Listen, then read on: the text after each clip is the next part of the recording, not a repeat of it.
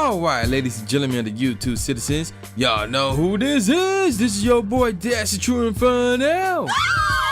And I'm back with another Throwback Tunes on another Thursday. Some of you are probably wondering, wait a minute, you skipped a day. What happened to your Overwatch / Call of Duty / Titanfall 2 gameplay?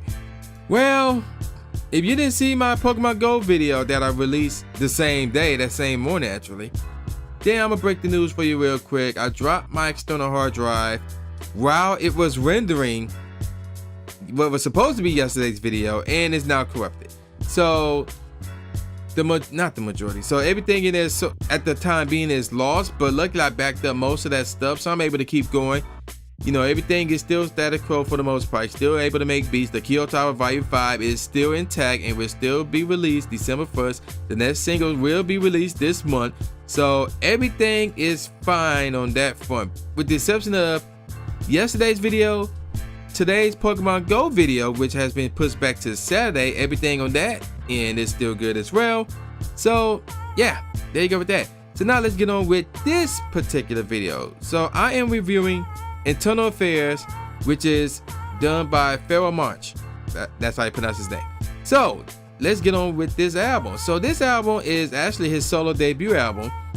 Who is Pharoahe Monch is actually a former Organized Confusion member. So Organized, there's a Z in there, not the S, and Confusion as in K-O-N, not C-O-N.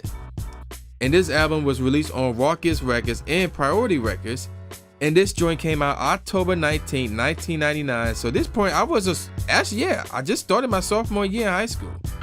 So the producers involved with this album were Renee John Sandy II, who was the executive producer, Pharoahe Monch, who was also executive producer, Lee Stone, who was also executive producer, also DJ Scratch, The Alchemist, Diamond D, and that's it. Yeah, that's everybody. That's all the producers involved. Now, Monch creates a harder sound than heard on the previous Organized Confusion records, by the way, with this track with this album right here, rather. Well, I ain't gonna get to what the album spawned. I get more on that in a second. Now, here's some interesting news regarding this album. The album is out of print because of Pharoahe Monch refusal to record for the Geffen Records label after Universal Music Group acquired Rawkus Records from Priority. Rawkus, as well as its then parent label MCA Records, were later folded by the Universal Music Group into Geffen Records. So apparently he had beef with Geffen Records and or Universal Music Group. I don't know what the deal with that. I don't want to get into that. So let's get on with the tracks. There are a grand total of 15 tracks. And apparently, yes, there's 2 music videos. This one's kind of shocking. I knew about the one, but the other one was actually shocking. I had no clue. So let's get on with the track, shall we? The first track is called Intro. Now you're probably thinking it's a skit. So before we move any further, there's 15 tracks. I can give you a top 5, not a top 3. But you're probably wondering, but wait a minute. The first track is Intro, meaning it's a skit, meaning there's 14 tracks at the most. So how can you give me a top 5, not a top 3 rather? Well, Intro is kind of actually a song. Yeah, I heard it and I'm like, this is actually a song. So we're going to count it as a song. So there you go. Top 5, not top 3. So the first track is called Intro, followed by Behind Closed Doors. Next up is Creams. And then the fourth track is called Rape. And out of all the tracks on here, Rape is the only track with actual information. Not the 2 singles, not the other track that have a music video, but this one. No, which is not a single, which does not have a music video. It's weird, but we'll get more on that later. Ironically enough, the next track is the single Simon Says. Now, Simon Says, I can give you a little info on that right now, is actually a hit, a Hot 100 hit. So we'll get more on the charts and all that stuff in a second. Moving on, track number 6 is called Official, followed by Hell, I Crap You Not. That's the name of the track, track number 7. Featuring I Crap You Not, about who it features, Cannabis. So yeah, there you go with that. Track number 8 is called No Mercy, featuring M.O.P. Next up is Right Here. And then these next 2 tracks are hilarious to me. Track number 10 is called The Next Shit, featuring Busta Rhymes. And then track number 11 is called The Ass, I Crap You Not. Like, those titles are crazy. Now track number 11 features Apani B Fly. Track number 12 is called The Light, which is ironic because it leads to the next track, which is track number 13, Godsend, featuring Prince Poe. So we went from hell to the next shit to the ass to The Light to Godsend. Yeah, what a transition that is.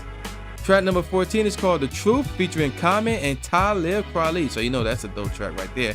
And then track number 15 is Simon Says Remix, featuring Lady Luck, Method Man and Redman, Sabam, how you pronounce this? Sabam Shadiq and Busta Rhymes. So yeah, there you go with that.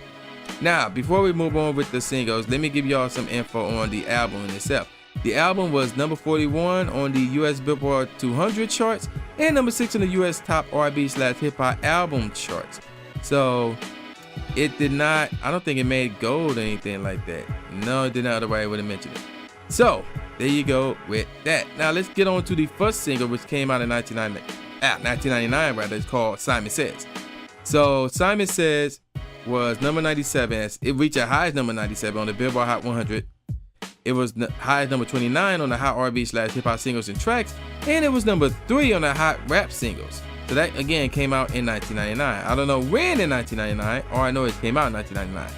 Now here's a little bit of interesting news, and of course there was a music video for this as well. Now also, a little bit of background info.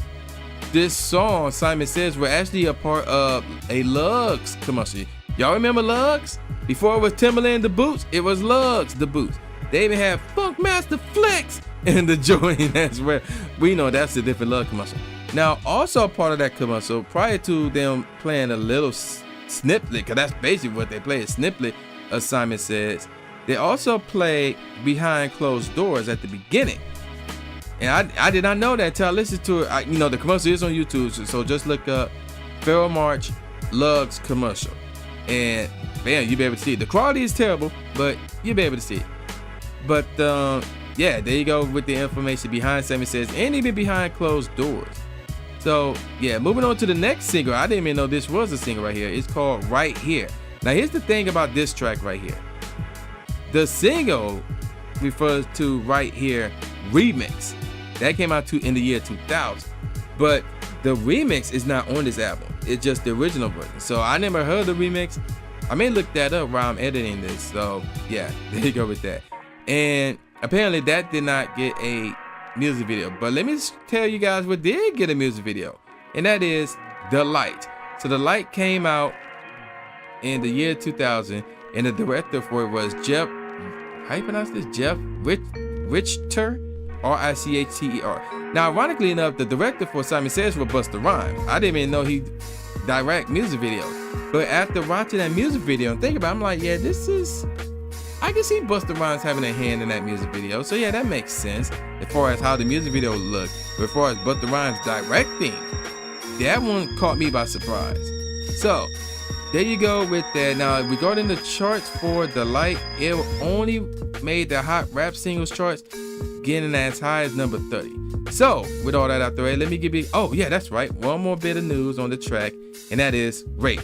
So, again, this is not a music video, this is not a single or anything like that, but there are apparently some interesting info in regards to this song. So, let's get straight into it. Okay. And primarily, the song is a, how you pronounce the words? I had it earlier. Satirical, there we go, response to rapper Common's classic, I Used to Love Her, or A.E.R. or whatever. So basically a nostalgic song that features a feminist personification of hip hop as a lost love that has fallen to vice. Pharoahe Monch's more graphic and violent rendition is accordingly a critique of the vapid state of contemporary mainstream hip-hop, conveyed from the perspective, of a variously passionate or obsessed rapist, equally infatuated by hip-hop as a woman. As Huey points out, Huey as in Steve Huey, not Steve Harvey, Steve Huey. As Huey points out, rape equally is an extended metaphor for Pharoahe's technical mastery of hip hop. And apparently, here's some lyrics.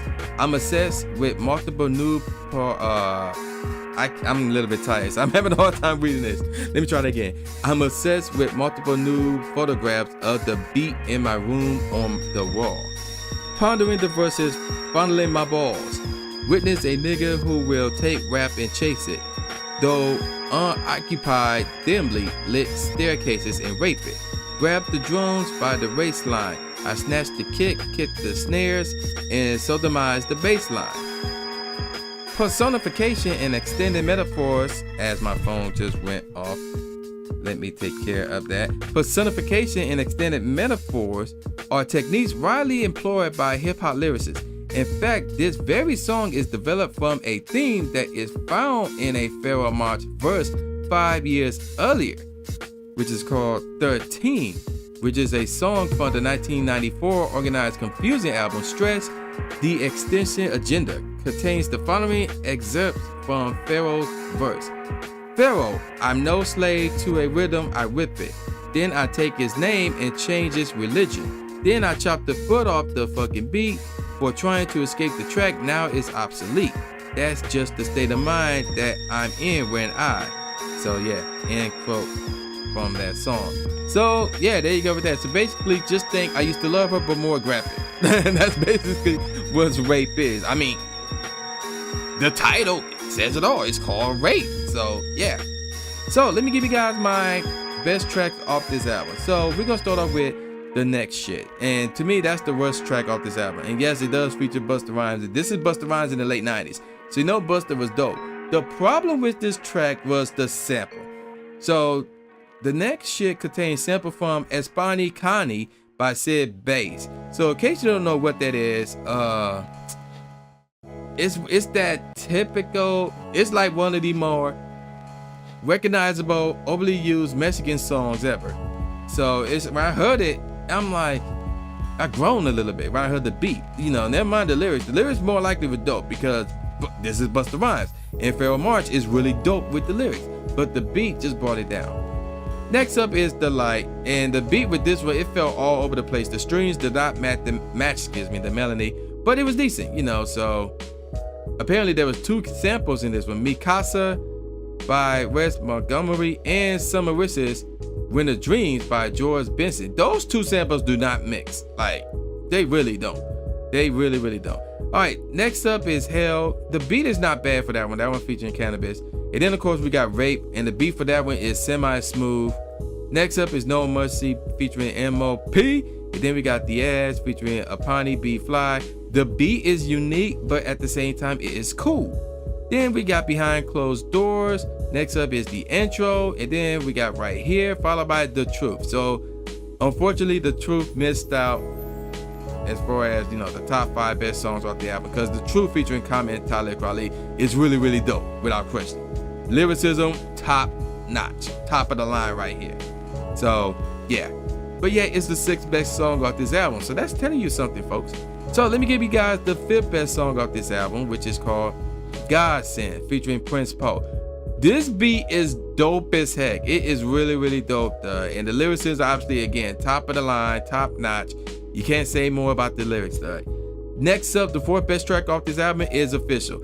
And it was close between Godsend and Official, but I went with Official because the beat, in my opinion, was slightly better. So that's why I went with Official as far as the 4th best track off this album. Next up is Creams. Creams is semi-mellow, and y'all know how I feel about the mellow joint. I feel like I say that just about every week, but y'all know how I feel about that track. And actually, to be honest, I still listen to that track to this very day sometimes. So yeah, Creams, without question, the 3rd best track off this album. Now, y'all should know what the top 2 tracks off this album is. If you don't, I'm gonna give you a hint. The second, and this, well, you probably, okay, I'll tell you what the 2nd best track off this album is, then I'm gonna answer your question. So, the 2nd best track off this album is Simon Says Remix, featuring Lady Luck, Method Man, Redman, Saban Sadiq, and Busta Rhymes. And you're probably wondering, the remix is second to the original? How? Well, here's the thing. The only reason why I even cared about this album was because of the original. I really love Simon Says. That's one of my all-time favorite tracks, though. It really is like arguably the most underrated single, the most underrated track of all time. And rap, well, I guess this is technically hip-hop. Yeah, we're going to say, yeah, this is hip-hop. So yeah, this is probably the most underrated track in all the hip-hop. The original, that is. So for the remix to have the same beat but add more people to it, yeah, and of course the hook is different because, and I forgot, I think in the original he says, get the fuck out. Simon Says, get the fuck out. But in the remix, he says, get the fuck up. Simon Says, get the fuck up. So there's a little bit of difference in the hook, and I really like the original. That's why I went with the remix as the second best track off this album. But the beat is still dope as heck, though. That's why it's still second. That's why it's in the top 2. And of course, number 1 is Simon Says, the original. Really, really dope. Like I said, the main reason why I even got this album. So there you go. Simon Says, best track off this album, followed by the remix, then Creams. That's your top 3 right there. Now, let me give you guys some professional ratings for this album. So, AllMusic gave it 4.5 out of 5 stars. RapReviews.com gave it 9 out of 10. Rolling Stones gave it 4 out of 5 stars. And The Source and Sputnik Music both agree with AllMusic. They gave it 4.5 out of 5 stars. So these are some pretty damn good reviews right here. So which brings us the question, what do True Inferno thinks about this album? Okay, I'm gonna have to say that this is a 4.5 out of 5 stars. It's just too dope. It's really dope. The lyricism to me carries this entire album slightly more than the beats, because there are some downers with the beat. Like I said, the next shit was a downer in my opinion, beat wise, that is. The light, I didn't like the samples used. They just didn't mess up well, and really that was it. And then Hell was decent, and then everything else was like really good or above. So but the lyricism carried this album for the most part. And I recommend 4.5 out of 5 stars. I recommend, if you are a fan of hip hop, you should have a physical copy of this album. I crap you not. If you're not a fan of hip hop, I would recommend you download it and keep it. I still recommend you keep it. Because it is that dope of an album. Simon Says is the main reason why I even got this album. Now, granted, I did download it because this was years later, but I still got it. And I take that back, because it's kind of hard to get a physical copy since they're no longer in print. So if you find a physical copy, or if you just so happen to have a physical copy, then kudos to you. But otherwise, just get the download. So whether you buy it digitally or you get it for free, I don't care.